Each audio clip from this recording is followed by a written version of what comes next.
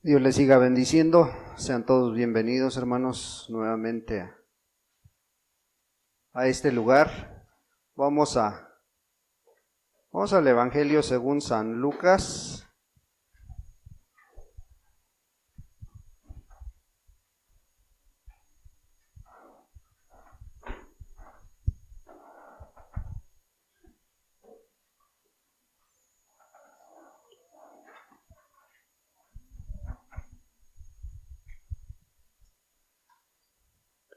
Evangelio según San Lucas, capítulo 8.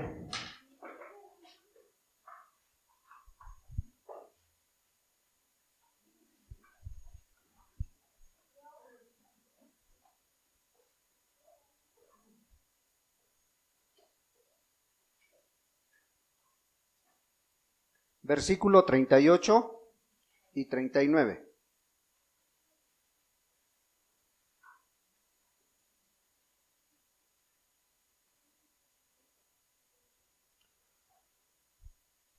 Lucas 8, 38 dice así: Y el hombre de quien habían salido los demonios le rogaba que le dejase estar con él. Pero Jesús le despidió diciendo: Vuelve a tu casa y cuenta cuán grandes cosas ha hecho Dios contigo. Y él se fue publicando por toda la ciudad cuán grandes cosas había hecho Jesús con él. Padre, en el nombre de Jesús te damos muchas gracias, Señor. Gracias, amado Dios, porque podemos abrir tu palabra, podemos meditar en ella. Padre, ahora te ruego, Señor, que seas tú a través del Espíritu, dándole vida a esta palabra, Señor, para que, amado Dios, podamos aprender de ella, Señor, podamos salir edificados, salir bendecidos. Padre, que nuestra fe siga creciendo, amado Dios. Y pues, amado Jesús, te ruego, Señor, que seas tú hablándole también a aquellos que van a escuchar esta prédica, Señor, esta grabación, Señor. Padre, a donde quiera que vaya, Señor, bendícelos también, así como lo has hecho con nosotros, así como lo vas a hacer también con nosotros, Padre, y que seas tú glorificado también en la boca de ellos, Dios. Muchas gracias en el nombre de Cristo Jesús. Amén. Pues vemos a Jesús haciendo lo que por naturaleza hacía, ¿verdad? Bendecir a la gente.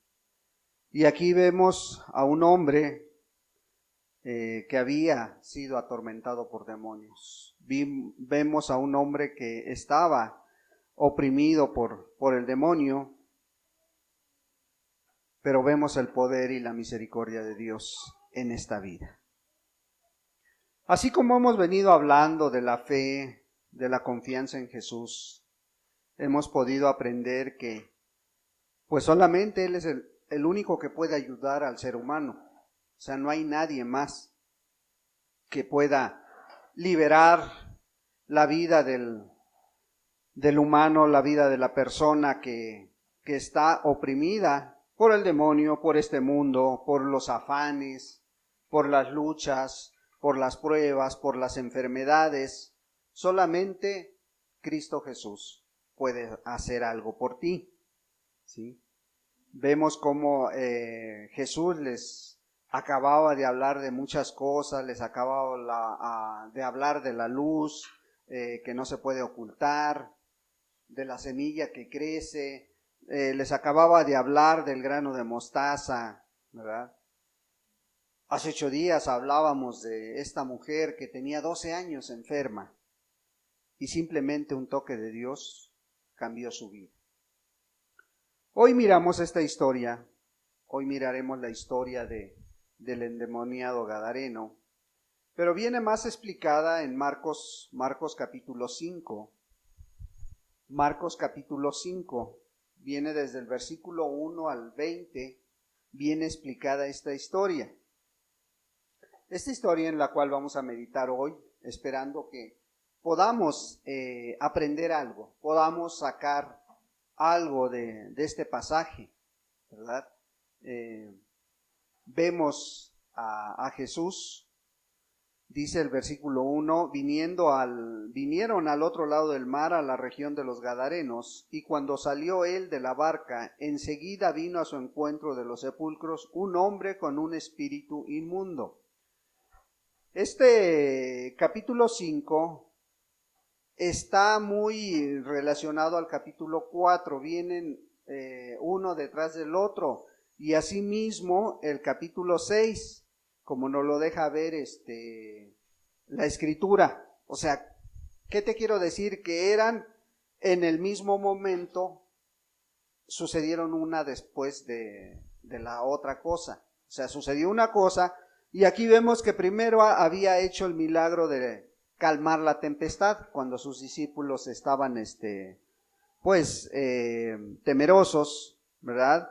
Y vino una tempestad, y Jesús la calmó, pero dice que enseguida vino al otro lado del mar, a la región de los Gadarenos. Bueno, y cuando salió él de la barca, enseguida vino a su encuentro de los sepulcros un hombre con un espíritu inmundo, un hombre que pues vivía en un cementerio, un hombre que que estaba ahí, habitaba él ahí en este cementerio. Pero era un hombre tremendo, un hombre endemoniado, que habían querido hacer muchas cosas por él y no habían podido, ¿verdad? Entonces, su hábitat era un cementerio en el cual, pues, todo te habla del pasado. En el cementerio no te van a hablar del futuro, no te van a hablar, mira, tu vida va a ser así, siempre su vida fue de esta manera. Siempre un epitafio, siempre te narra lo que ya sucedió. Entonces este hombre estaba ahí, esclavo del pasado, esclavo de sus demonios, y pues no había un futuro para este hombre, ¿sí? Este hombre estaba inmundo, en pensamientos, en palabras, en obras. Sus acciones eran malas. En otras palabras, estaba perdido este hombre. Y decimos y vemos su actitud o su situación y pudieras compadecerte. Pero es lo mismo de un hombre con pecado, de una mujer con pecado, es exactamente lo mismo. Sí, a lo mejor los pecados de este hombre eran escandalosos, hacía muchas cosas, pero también es lo mismo estar esclavizado a una amargura, estar esclavizado a cualquier otro pecado, ¿sí? O ser un hombre violento. Este hombre era muy violento, y muy fuerte, dice la Escritura. Fíjate, en el versículo 4 y 5, dice, porque muchas veces había sido atado con grillos y cadenas, mas las cadenas habían sido hechas pedazos por él y desmenuzado los grillos, y nadie le podía dominar. Y siempre de día y de noche andaba dando voces en los montes y en los sepulcros e hiriéndose con piedras. Imagínatelo ahí a medianoche, gritando, o que pasara la gente por ahí y él de pronto se les aparecía, ¿sí?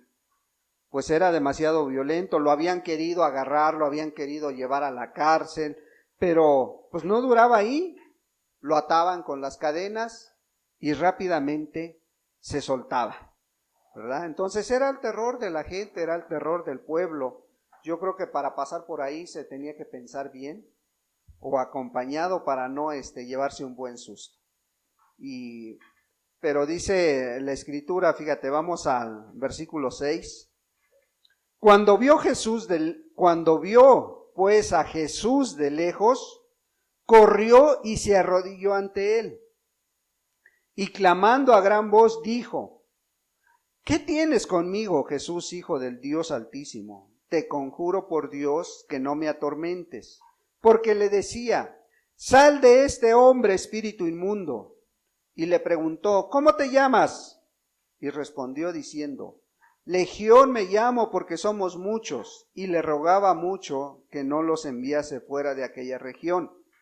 Estaba ahí cerca del monte un gran hato de cerdos paciendo, y le rogaron todos los demonios, diciendo: envíanos a los cerdos para que entremos en ellos. Y Jesús les dio permiso, y saliendo aquellos espíritus inmundos entraron en los cerdos, los cuales eran como 2000, y el hato se precipitó en el mar por un despeñadero, y en el mar se ahogaron.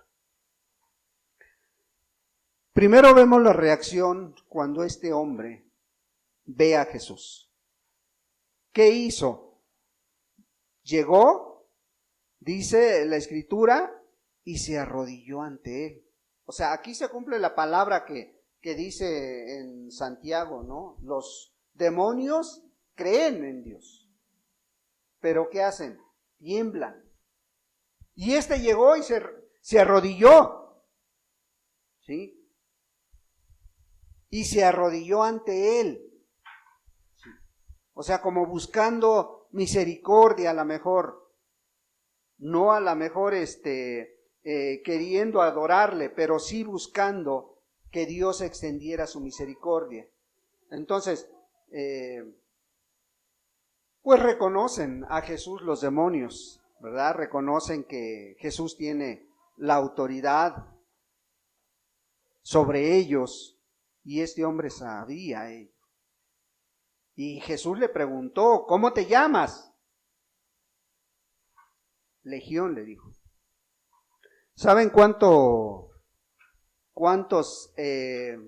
elementos era una legión en los antiguos tiempos, en los romanos? Los romanos llamaban a su ejército por número, y determinado número tenía una legión.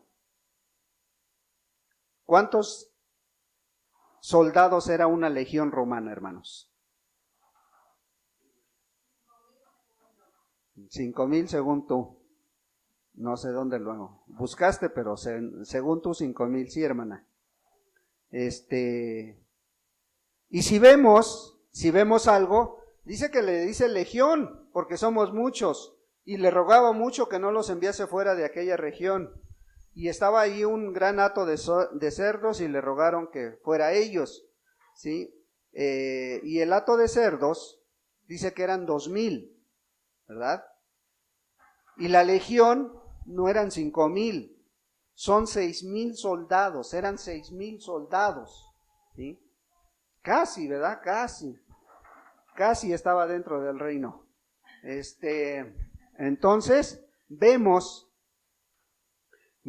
que eran muchos demonios en una persona. Bueno, si vemos la historia paralela de esto, de Mateo, vemos que en Mateo menciona 2. Esta misma historia, pero Mateo dice que eran 2 hombres, ¿sí? Pero en Marcos y en Lucas dice que era 1, ¿sí? Y si vemos que era 1, entonces ¿qué vemos? Que este hombre tenía alrededor de 6,000 demonios, ¿sí? Y esos demonios dice que se fueron y se metieron a los cerdos. ¿De a cuánto les tocó a cada uno? De a 3, ¿verdad? Mínimo. Imagínate. Y entonces dice que los demonios son sacados del hombre y van a los cerdos. Y luego estos cerdos se destruyen. Y seguimos adelante en la historia. Fíjate, el 14. Y los que apacentaban los cerdos huyeron y dieron aviso en la ciudad y en los campos, y salieron a ver qué era aquello que había sucedido. Vienen a Jesús y ven que al que había sido atormentado del demonio y que había tenido la legión, sentado, vestido y en su juicio cabal, y tuvieron miedo. Y les contaron lo que habían visto, cómo le habían acontecido al que había tenido el demonio y lo de los cerdos, y comenzaron a rogarle que se fuera de sus contornos. Al entrar él en la barca, el que había estado endemoniado, le rogaba que le dejase estar con él. Mas Jesús no le permitió, sino que le dijo: vete a tu casa, a los tuyos, y cuéntales cuán grandes cosas el Señor ha hecho contigo y cómo ha tenido misericordia de ti. Y se fue y comenzó a publicar en Decápolis cuán grandes cosas había hecho Jesús con él, y todos se maravillaban. ¿Verdad? Los cerdos se destruyen, el hombre es liberado de sus demonios, pero vemos una actitud del pueblo, vemos una actitud de toda esta gente. Fueron, preguntaron, se enteraron lo que había pasado y no les dio gusto. No les dio gusto que ya no había peligro, ya el hombre estaba sano, ya el hombre estaba en sus cabales, dice, sentado, vestido y dando testimonio de lo que había sucedido. Pero a ellos esto no representaba nada, ¿sí? Al contrario, dice que les dio miedo. ¿Y qué hizo la gente? La gente le dijo que se fuera de entre ellos, que se fuera de ahí, ¿verdad? Que se fuera de ahí, de sus alrededores. ¿No te parece una reacción extraña? ¿No te parece algo raro que después de ver una maravilla de Dios no quisieran que estuviera Jesús ahí con ellos? ¿Por qué creen que no quería que Jesús estuviera con ellos? Fíjate, te voy a decir algunas cosas. Ellos habían visto el poder de Dios, habían visto que este hombre había sido sanado. Ellos hoy sabían que ya podían pasar libremente por enfrente del cementerio. Hoy sabían que la paz había vuelto a su entorno, a su ciudad, a su pueblo, ¿sí? Hoy sabían que la familia de este hombre pues estaba gozosa, a lo mejor iba a estar gozosa cuando vieran a este hombre. Pero con todo y eso, le dijeron a Jesús que se fuera de ahí. ¿Por qué? ¿Por qué si lo único que se había perdido eran 2,000 cerdos? ¿Pero por qué no querían que Jesús estuviera con ellos?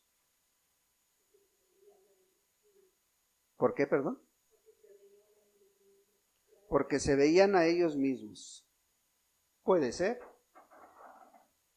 Pero ¿no te parece extraño que un pueblo judío, personas judías, estuvieran criando cerdos? Si el cerdo era una abominación para ellos. ¿Cómo pues tenían un gran negocio? Ellos tenían un gran negocio en los cerdos y a lo mejor no los consumían ellos, porque a lo mejor lo vendían a los demás pueblos. Pero es muy raro, ¿no? Es muy raro que prefirieran los cerdos por encima del alma de esta persona o la sanidad de esta persona. ¿Por qué? Porque su negocio estaba primero. Estaban afectando sus intereses. Estaban afectando un negocio que para ellos era ilícito.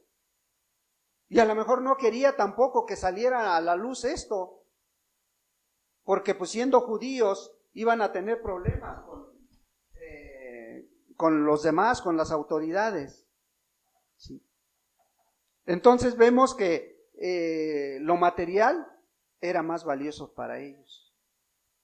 Estaba por encima de los intereses de este hombre, estaba por encima de que Jesús estuviera con ellos. No sabían que Jesús les podía bendecir de otra manera, mucho mayor, ¿sí? Y pues Jesús, pues lógico, les concedió lo que pedían, porque a veces te va a conceder conforme al ídolo que tienes. De tanto que le estás pidiendo, a lo mejor, dame este trabajo, dame este carro, dame esto, pues a lo mejor te lo va a conceder, porque ese es tu ídolo, ¿sí? Bueno, Jesús se fue, ¿sí? Se fue, de este lugar y pues Jesús no se va a quedar donde no lo quiere. Pero lo importante de todo esto es, fíjate, le dice al hombre, vete a tu casa, a los tuyos, y cuéntales lo que Dios ha hecho contigo, ¿verdad? Cuéntales cómo ahora, pues, ha cambiado tu vida, cómo ahora tienes algo que hacer. Antes era un hombre perdido, era un hombre que no le interesaba nada, era un hombre que no estaba en sus cabales, y hoy Jesús le da una misión. Hoy Jesús le da una misión. ¿Sabes por qué? Porque cuando salva a una persona, cambia su vida. Dice la palabra de Dios que cuando cambia esa persona, cuando Jesús viene a la vida del hombre, de la mujer, ¿qué dice? Eres una nueva criatura. Las cosas viejas pasan y todas son hechas nuevas. Pero de ahí tienes una misión que hacer. Porque si no, pues Jesús te llevaba de una vez al cielo. Pero no, Jesús le da una misión a este hombre. ¿Sí? Como a ti y a mí también nos da una misión. La pregunta sería, ¿ya estás haciendo la tuya? ¿Ya estás haciendo esa misión? Le dice, cuéntale lo que ha hecho Dios. ¿De qué manera la misericordia de Dios llegó a tu vida? Le dice. Bueno, tú y yo tenemos la misma encomienda, ¿sí? ¿Ya empezaste a hacerlo?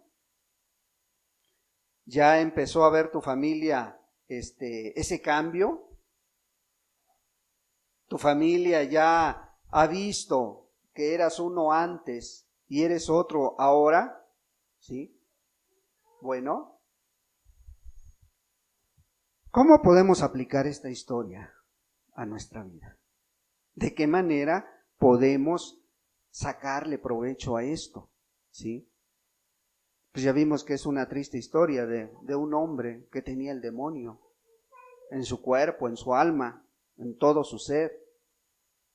Vemos que nadie lo podía ayudar. Vemos que se autodestruía, se lesionaba, se hacía heridas y pues no le dolían. Vimos que nadie lo podía controlar a este pobre hombre, pero vemos también que fue liberado. Vemos cómo estaba sentado ahí y la gente viendo lo que había vuelto en sí. ¿Y qué hizo? Bueno, el Señor le dijo, ¿sabes qué? Ahora vete a tu casa. Ahora vete a tu casa y cuenta lo que Dios ha hecho contigo. ¿Sí? ¿Por qué Jesús le dice, vete a tu casa? ¿Por qué no le dice, vete a las calles a predicar? ¿Por qué no le dice, vete a la iglesia a servir? ¿Por qué no le dice, mira, ahora vas a hacer esto, vas a hacer aquello aquí en la calle, o vas a ir al hospital, o vas a ir a hacer esto otro, vas a servir? ¿Por qué no le dice eso? No, le dice, vete a tu casa. Y eso es una idea clave, es una misión clave para aquel que conoce a Dios. ¿Por qué? Porque lugares donde se tiene que ver tu cambio, primeramente tiene que ser en tu hogar, hermano. Tiene que ser en tu casa, tiene que ser en tu familia. Si no lo estás haciendo, no estás cumpliendo con lo que Jesús nos manda. ¿Sí? Ejemplos los podemos tomar de la palabra, muchísimos ejemplos. Podemos ver cómo Noé ganó a su familia para que fuera salvada del diluvio. ¿Por qué? ¿Por los méritos de su familia o por la fe de Noé que tuvo en Dios? ¿Sí? Dice la Escritura que en Génesis 6, versículo 8, dice que Noé halló gracia. ¿De quién? De parte de Dios. ¿Por qué? Porque estaba cumpliendo cabalmente lo que Dios le había encomendado, lo que Dios estaba haciendo. ¿Sí? Dios le dijo, mira, ve y haz el arca y le pones esto o esto, aquellas medidas, todo. Oye, pero si la hacemos más grande, a lo mejor pueden caber más animales. Yo creo que eso fue lo que hizo Noé. No, Noé siguió las instrucciones al pie de la letra. Y dice ese versículo 8, dice, y halló gracia, ¿sí?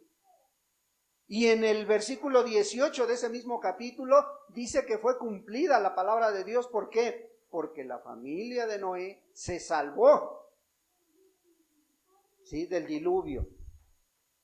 Entonces vemos que esa fue una gran misericordia de parte de Dios hacia la familia ¿de quién? De Noé. ¿Por qué? Porque uno de los primeros, el primer ministerio que el hombre tiene es su casa.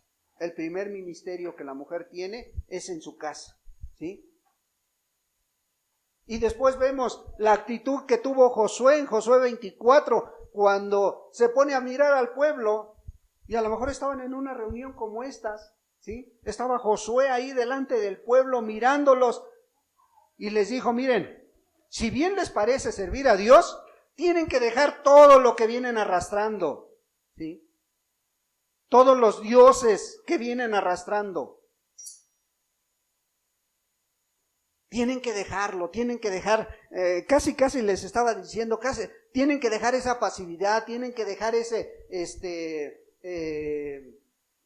alá y se va de hacer las cosas. No. Pero al final de cuentas se pone a recapacitar Josué y les dice, ahí en el versículo 14 y 15, les dice, miren, definitivamente yo no sé qué van a hacer ustedes, pero yo y mi casa serviremos a Jehová. Y esa es una gran expresión de un hombre de Dios. Es un gran consejo de un hombre de Dios, ¿sí? ¿Por qué? Porque él estaba diciendo, miren, sí, hay muchas cosas que vienen arrastrando. Y si no las dejan, ustedes no van a poder servir a Dios. Así se los dijo, si lees el 14 y el 15, ¿verdad? Pero al final les dice, pero yo y mi casa, o sea, ¿qué está diciendo? Tomen decisiones personales. Tú, mujer, decídete a buscar a Dios con todo tu ser, con toda tu alma. Tú, señorita, entrega tu vida a Dios y verás cómo va a cambiar tu vida. Tú, varón, ya toma decisiones. Es lo que Josué estaba motivando al pueblo, ¿eh? Y es lo que quiere Dios en este tiempo, ¿sí? Entonces vemos que la escritura sigue siendo la misma. Así como Josué les dijo a ellos, Jesús le dijo, mira, vete, pero primero a tu casa, ¿sí? ¿Qué hizo Cornelio en Hechos 10? Hechos 10,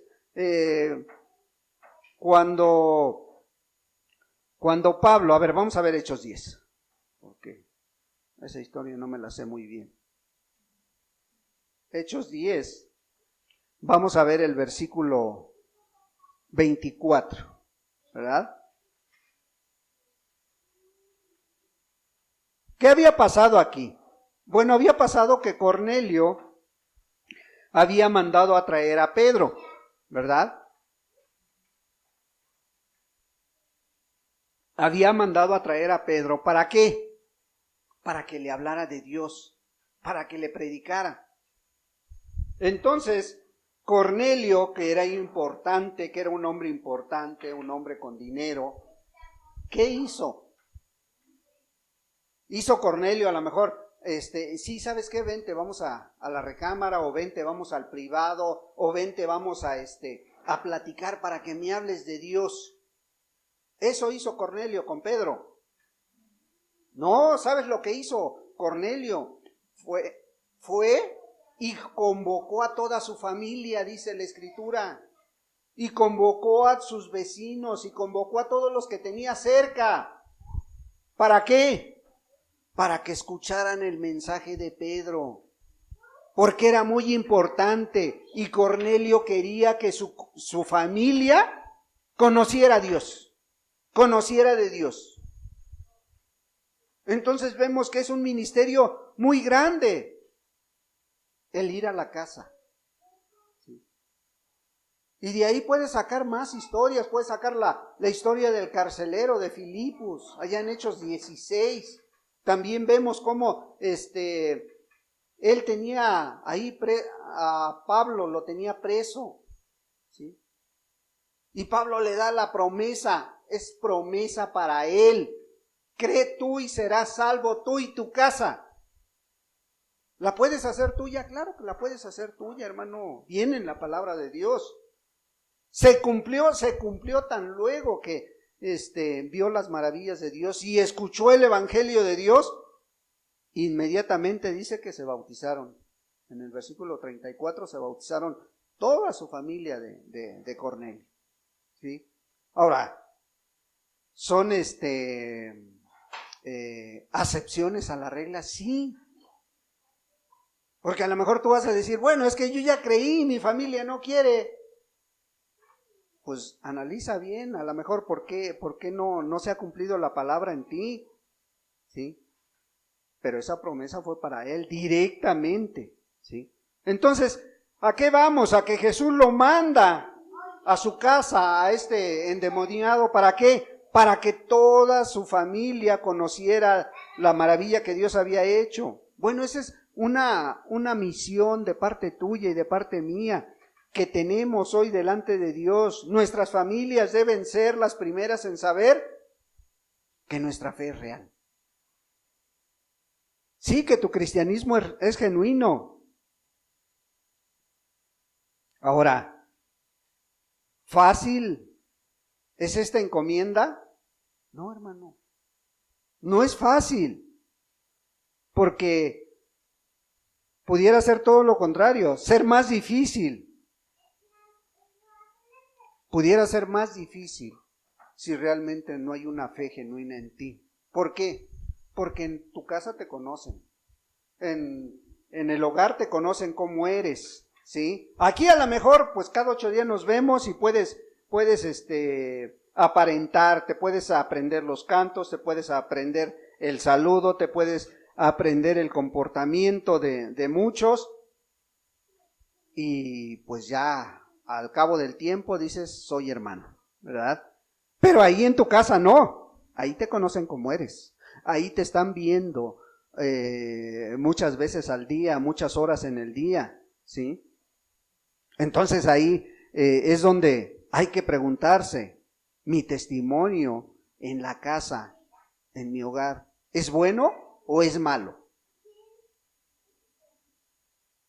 Si le preguntan a mi esposa o si le preguntan a mi esposo cómo soy, ¿qué irá a decir? O otra, ¿cuánto influye tu testimonio para que tus hijos, tus hijas, tus parientes, tu esposa, tu esposo se interesen en conocer de Dios? Tu papá, tu mamá, tus hermanos. ¿Cuánto está influyendo tu testimonio ahí en tu familia? ¿Cómo te conocen a ti? ¿Tu testimonio marca diferencia? ¿Tu vida marca diferencia? ¿O eres igual que los que no conocen a Dios en tu casa? Y eso tú lo sabes. Eso tú lo conoces. Por eso el Señor Jesús le dijo a este hombre, ve a tu casa. ¿Sí? Tan fácil era, ¿qué quería el hombre? El hombre quería ir con Jesús, ¿no dice así la Escritura? Hechos 8, Lucas 8, perdón. Lucas 8.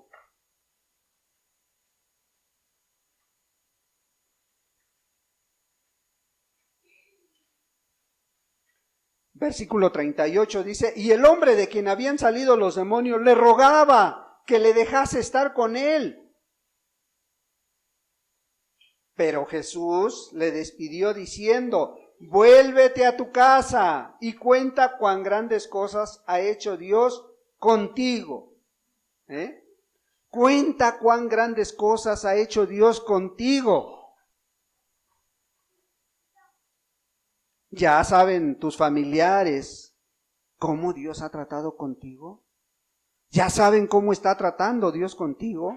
Ya saben lo que ha hecho Dios en tu vida o lo que está haciendo en tu vida en estos últimos tiempos.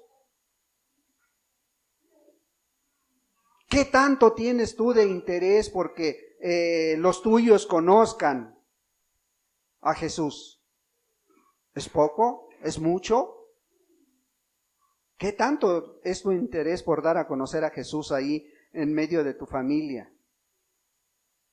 Tus familiares ven que eso que les hablas, que les dicen, ¿es una realidad en tu vida? ¿O hablas, pero haces otra cosa? Dices una cosa y haces otra. Eres un hombre de fe, una mujer de fe que está llena de Dios, que habla de Dios. ¿O cómo te consideran?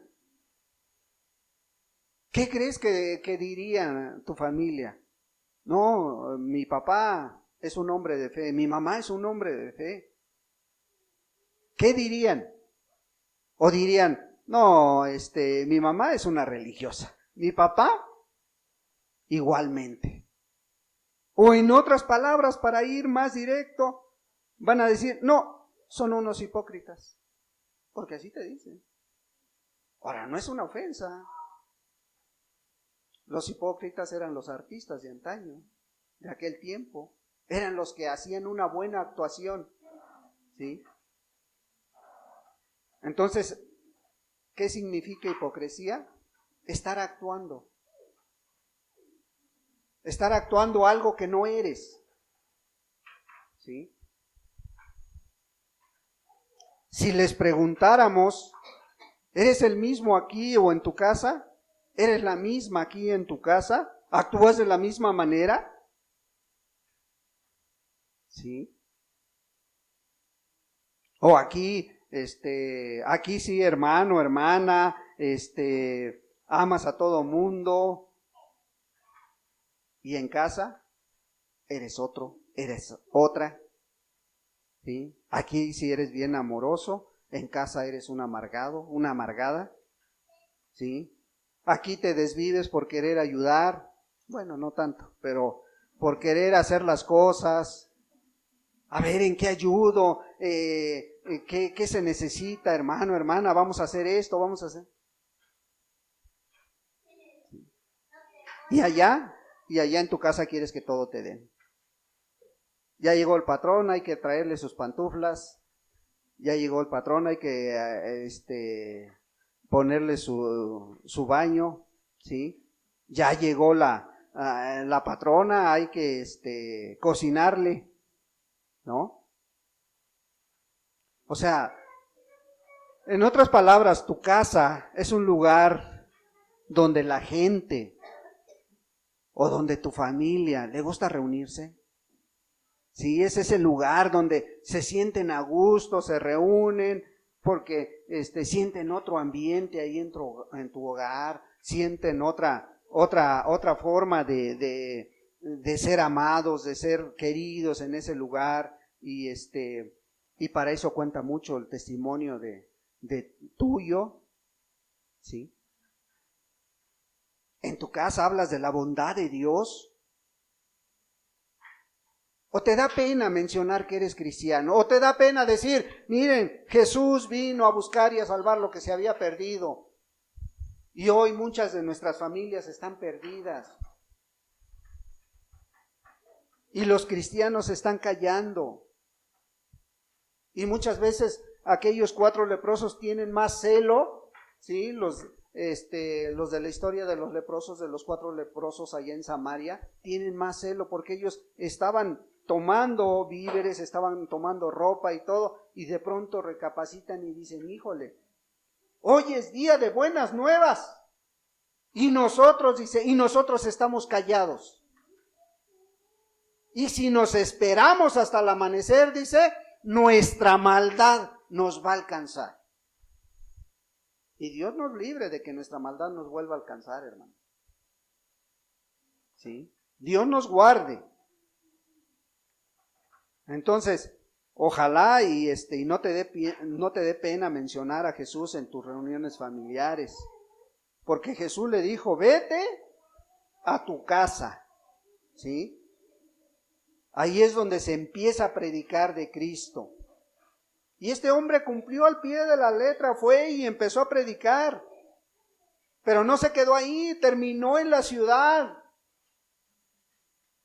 Y ve el principio, o sea, el principio es ve a los tuyos, pero después ve a los demás, ¿sí? No toda tu vida vas a estar ahí con los tuyos. Jesús cuando vio que los de la ciudad le pidieron, ¿sabes qué? No te queremos, ahorita no te queremos, vete, ¿sí? Vete de aquí porque pues ya arruinaste nuestro negocio, ¿sí? Entonces, a este hombre le dice, vete, y este hombre inmediatamente fue y puso por obra lo que había hecho Dios en su vida. Bueno, los cristianos en sus casas deben de ser de igual manera. Los hogares cristianos deben de ser unos faros de luz, estar abiertos a que la palabra de Dios se predique, para que la gente sepa dónde viven los cristianos, hermano, para que la gente diga, aquí si un día voy a pedir un plato de comida me lo dan, porque esos conocen a Dios, ¿sí? Pero a lo mejor dicen todo lo contrario, ¿no? Entonces, predicar el evangelio paso a paso es función de aquellos que conocen a Dios, de aquellos que han sido cambiadas sus vidas. ¿Para qué? Para alcanzar a las familias, hermano. Y tenemos que ir paso a paso.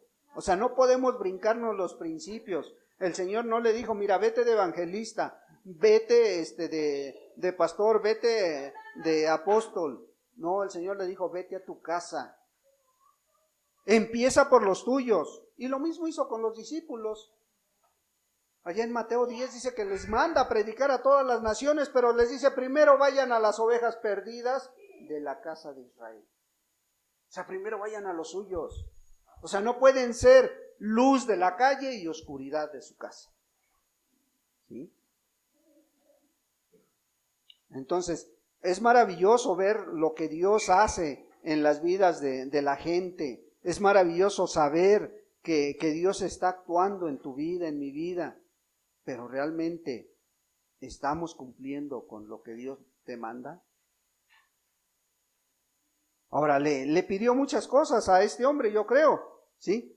Dice, vuélvete a tu casa y cuenta cuán grandes cosas ha hecho Dios contigo. Y él se fue publicando por toda la ciudad cuán grandes cosas había hecho Jesús con él. Y luego, enseguidita, sigue de corrido este capítulo 40, versículo 40, dice, cuando volvió Jesús, ¿a dónde volvió? A esa misma ciudad, a ese mismo pueblo. Cuando volvió Jesús, le recibió la multitud con gozo, porque todos le esperaban. Había cambiado su actitud, ¿por qué? ¿Por qué había cambiado la actitud de esa gente? Porque vieron la maravilla que Dios había hecho en la vida de este hombre. Porque vieron que lo que Cristo venía predicando era una realidad y que podía convertirse en una realidad en sus vidas, hermano. O sea, el mensaje de Dios es claro, es contundente, ¿sí?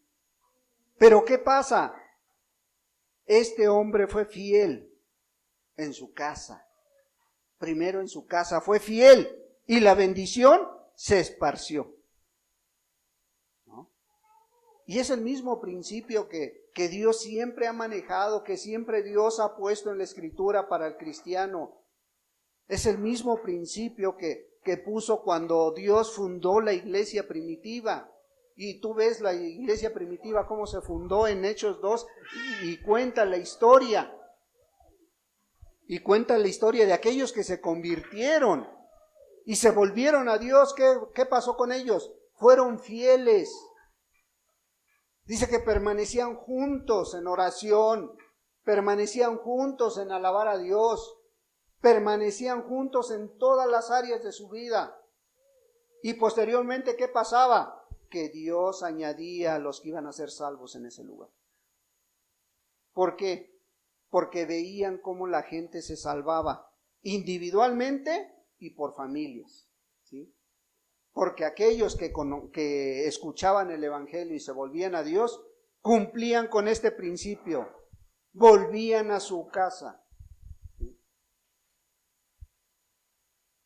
Y ese mismo principio es el que siempre Dios ha manejado en el Evangelio.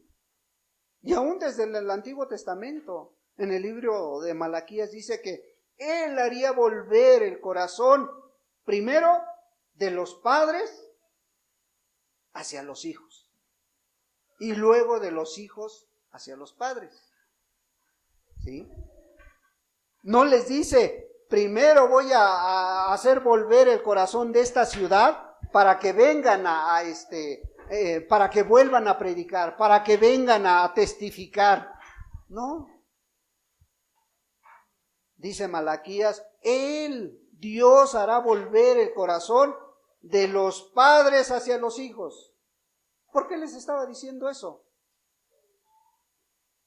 Porque hay muchos padres más interesados en la gente de fuera que en sus propios hijos.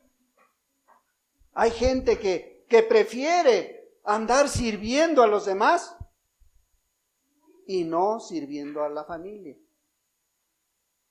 Y Jesús cuando ve a los fariseos hablando del Evangelio, queriendo ser ejemplo para los demás, en Mateo 23 ve que están diezmando su menta, su eneldo, y les dice, es necesario hacer eso, sin dejar de hacer aquello. ¿Cuál? Sin dejar de hacer la misericordia, la bondad. ¿Sí? Entonces los principios siempre han estado ahí en la palabra, que a veces nosotros nos los queremos brincar, que a veces nosotros queremos entender las cosas a nuestra manera, es muy diferente, pero Jesús siempre vas a ver ese ejemplo de que le dice a la gente, vuélvete a tu casa, vete a tu casa y cuenta las maravillas que Dios ha hecho en tu vida o que está haciendo en tu vida.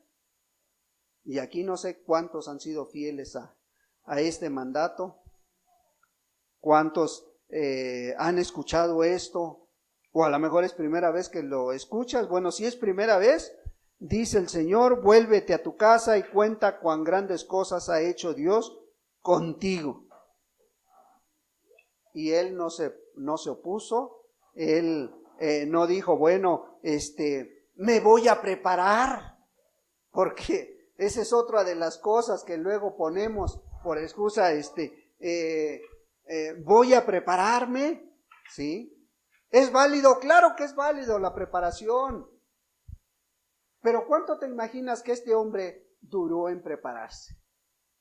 En conocer Biblia, en conocer teología, en conocer el Evangelio. ¿Tú crees que le costó mucho? Porque Jesús nada más le estaba diciendo una cosa, fíjate, cuenta cuán grandes cosas ha hecho Dios contigo. Y Dios nada más eso te pide, que des testimonio de lo que Dios ha hecho contigo. ¿Habrá mayor testimonio que este? Que Dios haya cambiado tu vida, que Dios realmente se manifieste en toda tu forma de ser, en toda tu forma de actuar, en toda tu forma de pensar. Ese es el milagro más grande hoy en día, hermanos. El milagro más grande no es que resucite a un muerto, no es que se levante un paralítico, no es que sane a un enfermo, porque a lo mejor lo sana y se pierde. ¿Sí? El milagro más grande hoy en día, hermano, es ver tus pecados perdonados, es ver tu vida cambiada, es ver esa nueva criatura que Dios está haciendo en tu vida. Esa es una maravilla de Dios, porque muchos éramos borrachos, adúlteros, rateros, y hoy mirar que Dios está limpiando tu vida es una maravilla, hermanos. ¿Sí? Hoy mirar que quita la amargura de una mujer, quita lo chismoso de una mujer. Entonces, Dios hace maravillas, hermano. Esa es la maravilla más grande, hermano. El ver que tus pecados son perdonados. Bueno, el Señor le dijo, ve, vuélvete a tu casa y cuenta cuán grandes cosas ha hecho Dios contigo. Y pues, pidámosle ayuda para que podamos cumplir con esta encomienda que Dios nos da en este día. Padre, en el nombre de Jesús te doy muchas gracias por tu palabra, Señor.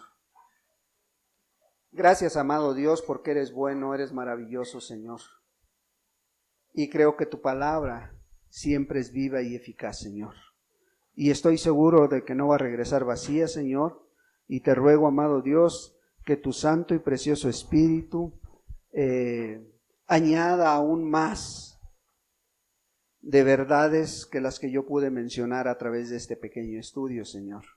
Sé tú tratando con cada uno de los que hoy estamos aquí y de aquellos que han de escuchar, Señor. Padre, en tus preciosas manos pongo a cada uno de mis hermanos, hermanas, personas que nos acompañan, Señor, para que seas tú glorificado en sus hogares, en sus casas, Dios. Da palabra, da fortaleza, Señor, da visión para poder ganar a nuestras familias.